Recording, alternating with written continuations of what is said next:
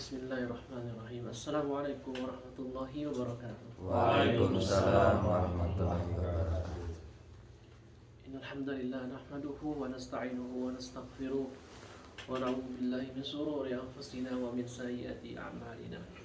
May yahdihillahu fala mudilla lahu wa man yudlilhu fala hadiya lahu. Asyhadu an la ilaha illallah wahdahu la syarika lahu wa asyhadu anna Muhammadan 'abduhu wa rasuluhu la nabiyya ba'dahu. يقول الله تبارك وتعالى في محكمة تنزيل يا أيها الذين آمنوا اتقوا الله وقولوا قولا سديدا يصلح لكم أعمالكم ويغفر لكم ذنوبكم ومن يطع الله ورسوله فقد فاز فوزا عظيما. يقول صلى الله عليه وسلم في الحديث الشريف اتق الله حيث كنت وأتبع السيئة الحسنة تمحوها وخالق الناس بخلق حسن. Ikhwani wa ikhwati al-a'izza, lama nazzala Allahu al-Qur'an biwasitati Jibril fa asbaha Jibril sayyidul malaikah. Wa lamma nazzala al-Qur'an bi Muhammadin sallallahu alaihi wasallam fa asbaha sayyidul bashar. Wa lamma nazzala al-Qur'an fi Ramadan fa asbaha sayyidus syuhur. Ketika Allah menurunkan Al-Qur'an lewat perantara Jibril, perantara malaikat Jibril, karena itu tugas dia menyampaikan wahyu. Fa asbaha Jibril sayyidul malaikah. Karena tugas inilah Jibril itu dijuluki sayyidul malaikah gelarnya, pemimpin para malaikat. Mengapa? Karena tugasnya menyampaikan wahyu Al-Qur'an. Al-Qur'an membawa kemuliaan bagi yang membawanya. Dan ketika Allah menurunkan Al-Quran kepada Nabi besar Muhammad alaihissalatu wassalam, fa asbah sayyidil bashar.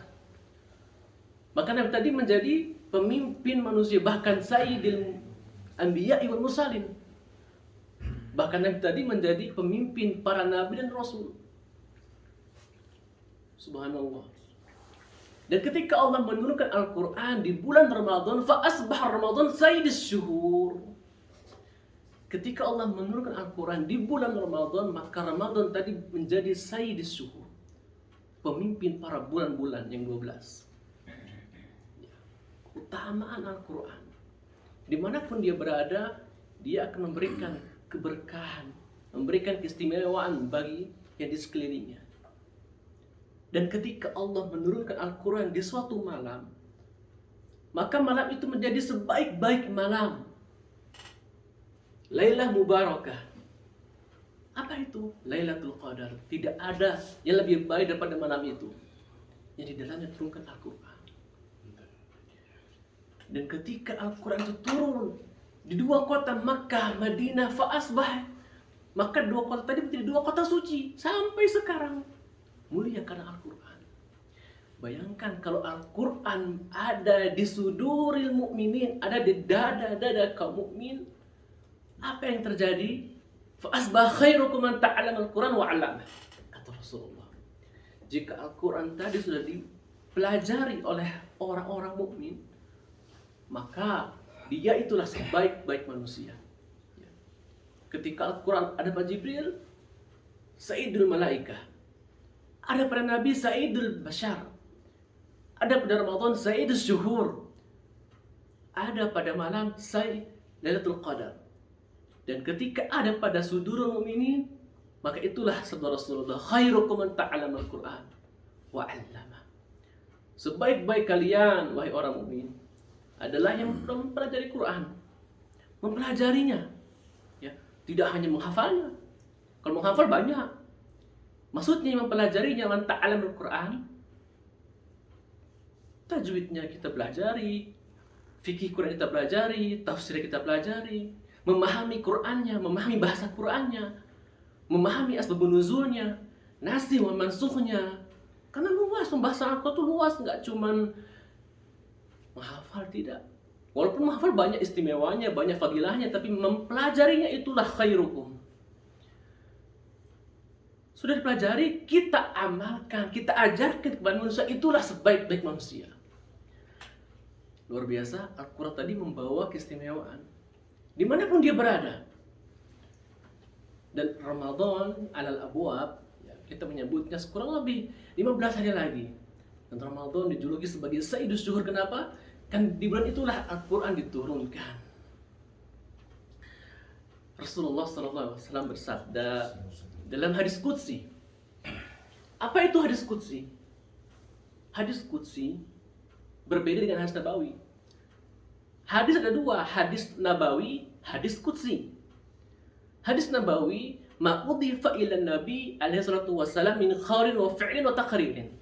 Hadis yang disandarkan kepada Nabi, baik perkataannya, perbuatannya, ya itu namanya hadis nabawi. Tapi kalau hadis qudsi itu hadis lafadznya dari Allah langsung.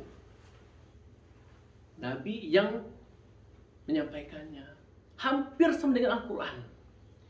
Jadi hadis qudsi itu serupa tapi tidak sama dengan Al-Quran. Ya, jadi itu lafadznya dari Allah disampaikan oleh Nabi, itu hadis qudsi. Hadis qudsi ini Rasul bersabda,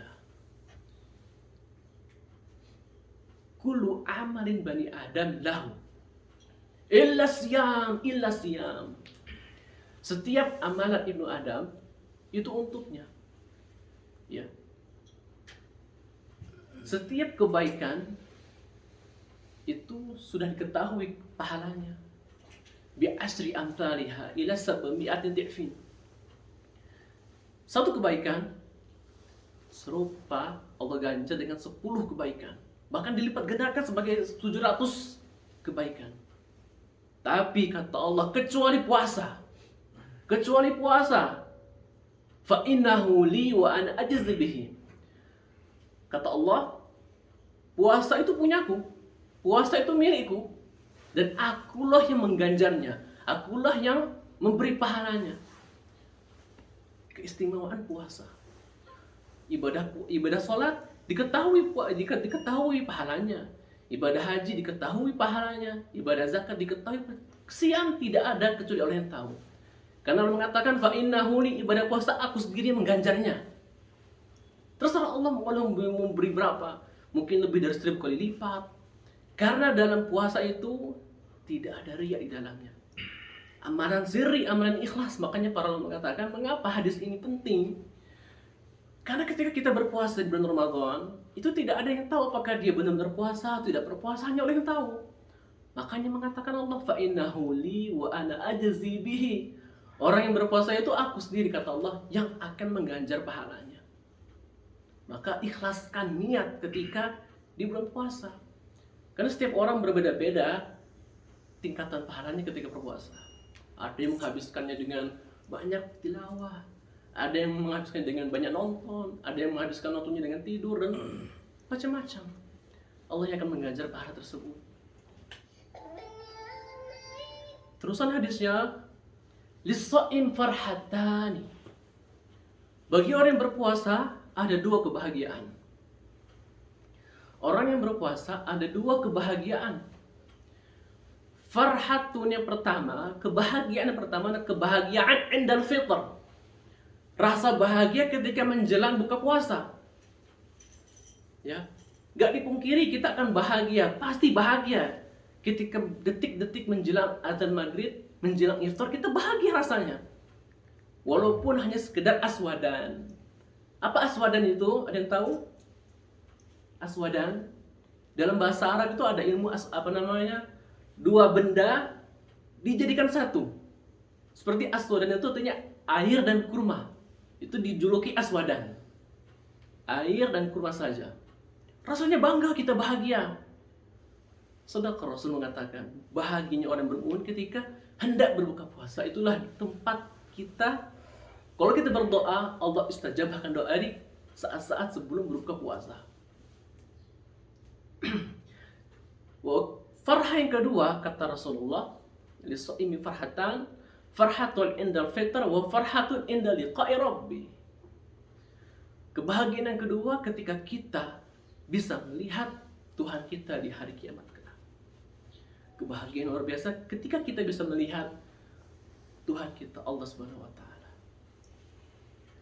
Dan di akhir hadisnya Rasul mengatakan, la khulufus shaim atyabu indallah min rihil misk.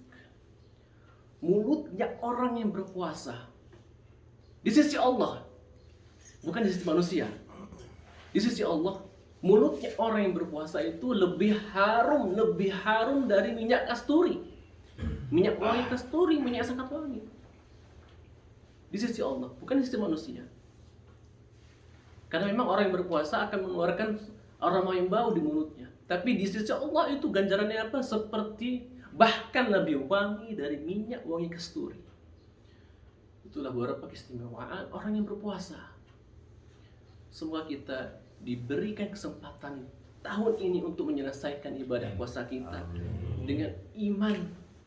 Man shoma Ramadhana imanan wa ihtisaban ghafira lahu ma taqaddama min dhanbi. Wa fi riwayatin ukhra man qama. Ada man shoma, ada man qama. Ya, semuanya apapun itu riwayatnya, semoga kita bisa menjalankan ibadah tahun ini dengan semaksimal mungkin dan mendapatkan pahala yang diganjarkan Allah. Allah lah yang akan mengganjarkan pahala tersebut. Subhanaka Allahumma wa bihamdika asyhadu an la ilaha illa anta wa astaghfiruka wa atubu ilaik. Assalamualaikum warahmatullahi wabarakatuh. Waalaikumsalam.